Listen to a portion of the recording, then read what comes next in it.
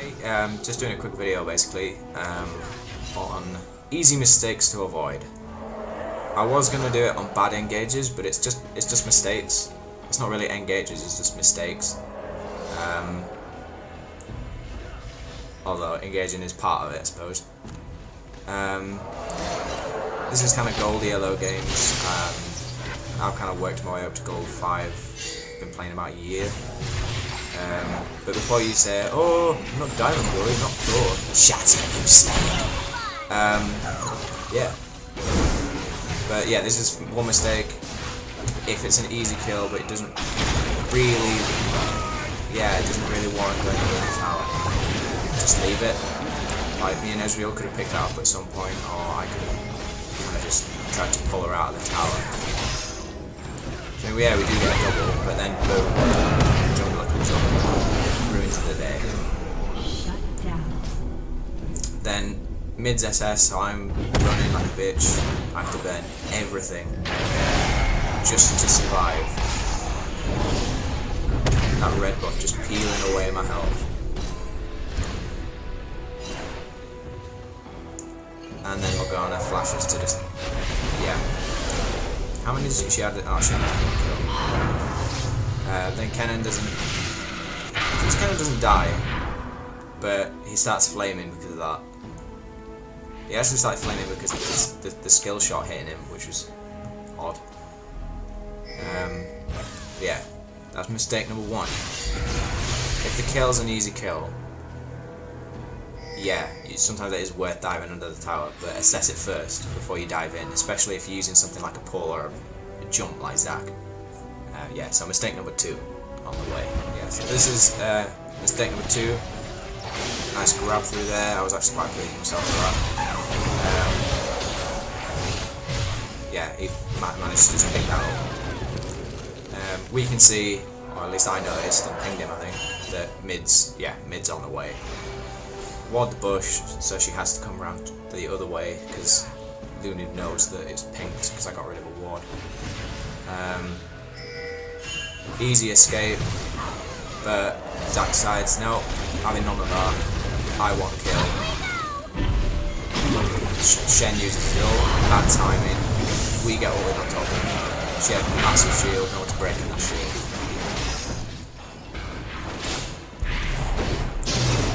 Taunted for the second time. He picks up a free kill, but then Malphite's in the way, literally stood between a rock and a hard place.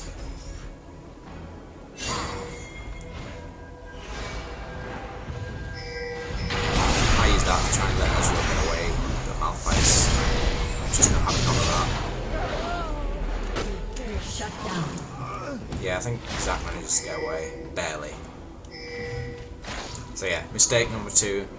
Summarise that as, if there's a possible chance of, for example, Shen or another party joining in, just leave it. It's not worth it. We just lost the tower, and we lost me and Ezreal.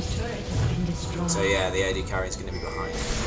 So it's basically just assessment. Both of those could have been avoided, but just assessment of the situation. Right, so this is the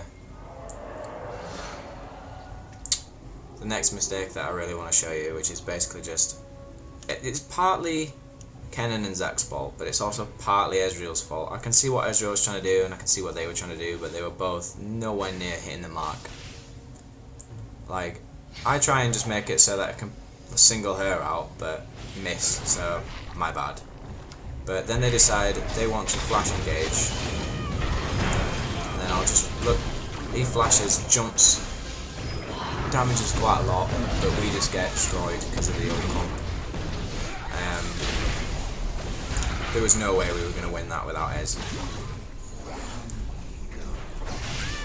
Nowhere near enough damage.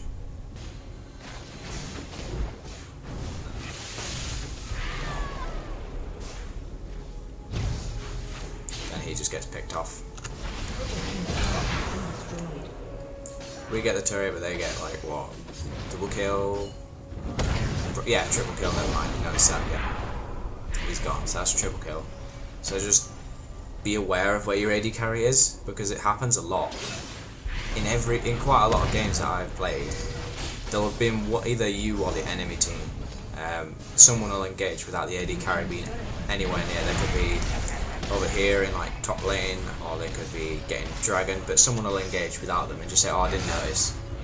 It's like, well, if you'd looked at your map, you would have noticed. But yeah, on to the next one. Mistake number 4. Always take the safe route. As you're about to see, Jax is here. Jax goes probably the most dangerous way. He goes the dangerous way twice. He goes that way, and there's 5 of them, and they're shed. And that instantly costs us 3k gold. We are even here. You see that? 38, 38. Bang, 39. Whack that to 40. And then they just get a massive boost from the tower. Straight up to just his 41k. I'm going to round that up. So yeah, they're 3k ahead because he went that way instead of slightly longer. Always take the safe route if you don't know where they are. Right, now on to the next mistake. Yeah.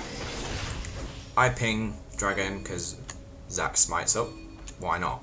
We can do it if he just jumps in, smites it, and then he pulls the lantern. But I noticed Kennen going around, and they just engage. And they had Baron. He didn't even use his smite to try and pick up dragon. He just went right in and just tried to do damage. Although considering he has no AP, he would never have done any damage with that ult. Basically just costs us dragon and what, 3 lives? Although soon to be 4 lives, and you'll see why. Jax pushes, and he should have just kept pushing actually, because there was no one to oppose him. Oh, never mind, Morgana went back. Still could have tried, because what he does next is just worse than doing that. They both run in, bam, taunt, slow, just everything. So yeah, unless you can smite the dragon, or even attempt to smite it, don't try and engage. They had Baron at that point, so it's like 4 times as worse. It really wasn't worth even trying to do that. I just wanted him to smite it. Right. So this is the last part of the game where we lose, and this is what seals the deal. This is the seal dealer seal. I do that just to try and make him back off. He decides, no, backing off isn't good enough. And I think this is a classic example of people picking OP champs because of the fact that they think they're OP but they're not really used to them. Could have been a bad game, I could be completely wrong. But it happens a lot. People go, oh, pick Shen, he's OP, or pick Vayne, she's OP. But people listen to them because they feel otherwise they'll be like bad mouth because they didn't pick the OP champ in this champ select. So yeah, I'm just going to recap, and I'm going to add something in that actually I feel is also not an issue, but it's kind of annoying because it does actually lose quite a lot of games. And that's people who are first pick. They always seem to have to pick mid.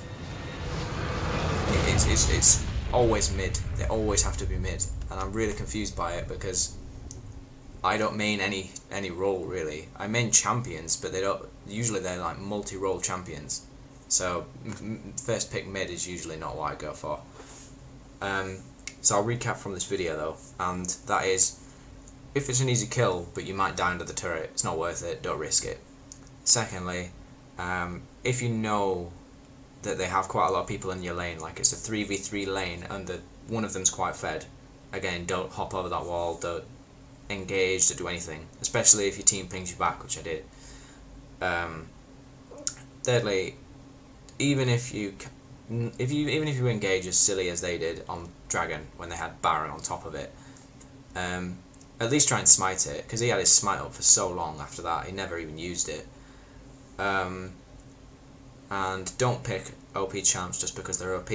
Please know how to use them first. It's like saying LeBlanc's OP, or first time LeBlanc it's cool. And the safe way, as you saw, Jax went the wrong way, it got caught, it cost us 3k in gold and a turret, so not really worth it. But yeah, hopefully this was some kind of use. I'm not really used to doing these kind of videos, so feedback would be great.